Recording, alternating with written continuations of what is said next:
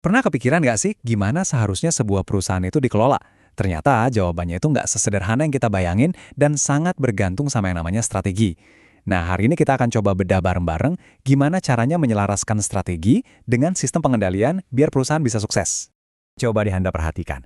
Kenapa cara kerja startup teknologi yang geraknya super cepat itu beda banget sama perusahaan multinasional raksasa yang udah mapan? Yang satu fleksibel banget, yang satu lagi kesannya birokratis. Nah, ini semua bukan kebetulan loh, ada logika kuat di baliknya. Oke, jadi rahasianya itu ada di sebuah konsep yang namanya teori kontingensi. Gampangnya gini, teori ini bilang kalau nggak ada satupun cara terbaik untuk mengelola sebuah organisasi. Sistem yang paling pas itu sifatnya ya kontingen, alias tergantung pada banyak banget faktor, mulai dari strategi internalnya sampai kondisi pasar di luar sana. Jadi, poin utamanya di sini adalah sistem pengendalian sebuah perusahaan itu harus dijahit khusus sesuai strategi spesifiknya.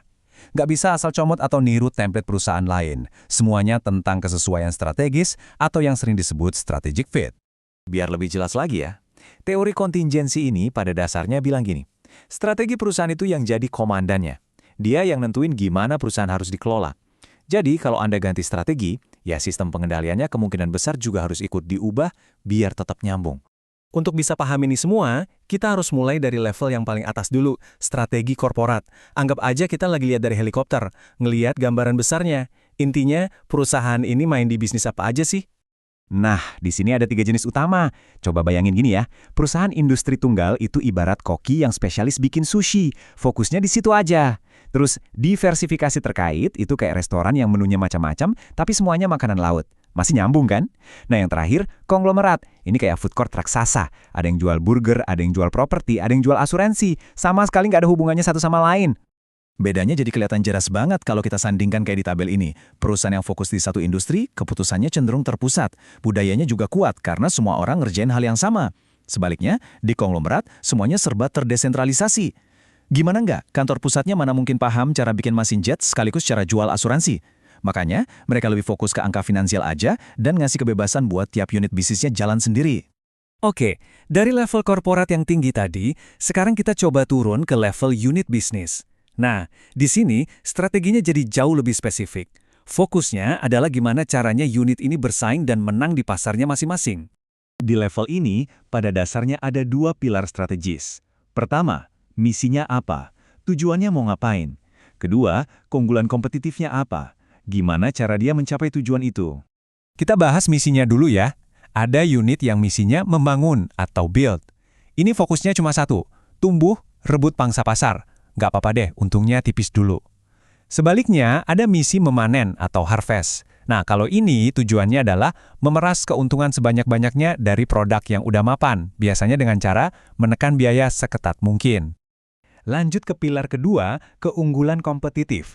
Ada yang namanya diferensiasi, artinya jadi unik, beda dari yang lain. Pikirin deh, produk-produk inovatif yang benar-benar baru. Ini dunianya penuh ketidakpastian. Di sisi lain, ada strategi biaya rendah. Ini simple, tujuannya cuma satu, jadi yang paling efisien dan paling murah. Strategi ini justru butuh stabilitas biar bisa berhasil. Nah, coba perhatikan deh, mulai kelihatan polanya kan? Unit bisnis yang lagi membangun pasar sering banget caranya lewat diferensiasi dan inovasi. Sementara itu, unit yang lagi memanen keuntungan biasanya paling efektif kalau dia jadi pemimpin biaya rendah. Keduanya ini kayak pasangan yang klop banget. Oke, kita udah bahas strategi korporat, strategi unit bisnis. Sekarang kita masuk ke lapisan terakhir yang paling personal, yaitu gaya si manajer yang ngejalanin sistemnya. Ingat, sistem itu cuma alat, yang make ya tetap manusia. Kalau kita lihat, ada 2 gaya manajemen yang kontras banget. Ada tipe manajer yang bilang, udah kirim aja laporannya, yang penting data dan angka. Tapi ada juga tipe yang lebih suka bilang, yuk kita ngopi, ceritain dong apa yang sebenarnya terjadi di lapangan. Mereka butuh interaksi langsung. Dan disinilah semuanya nyambung lagi. Gaya impersonal yang basisnya data dan laporan, itu cocok banget buat manajer di konglomerat yang ngurusin banyak bisnis berbeda. Nggak mungkin kan dia paham seluk-beluknya semua? Sebaliknya, gaya personal itu efektif banget di perusahaan industri tunggal, di mana CEO-nya benar-benar ngerti luar dalam bisnisnya. Obrolan informal bisa jadi alat kontrol yang sangat kuat. Baik, semua kepingan puzzle-nya udah kita bahas satu persatu. Sekarang, waktunya kita rangkai semuanya. Karena kunci dari organisasi yang hebat itu adalah memastikan semua lapisan ini selaras, nyambung, dan kerja bareng. Jadi ini dia rangkuman dari seluruh perjalanan kita. Semuanya berawal dari strategi korporat yang paling atas, turun ke strategi unit bisnis yang lebih spesifik, lalu didukung oleh sistem formal seperti anggaran dan laporan, dan terakhir dijalankan oleh pemimpin dengan gaya personalnya. Setiap lapisan harus mendukung lapisan yang ada di atasnya. Nah, ini dia intinya. Kalau semua lapisan tadi nggak sinkron, disitulah masalah muncul.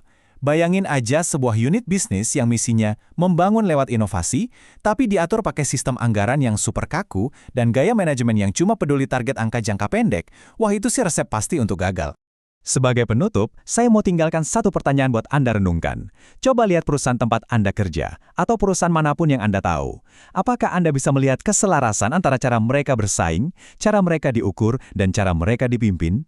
Jawabannya bisa jadi ngasih banyak petunjuk tentang kenapa mereka bisa sukses, atau kenapa mereka kesulitan. Terima kasih sudah menyimak.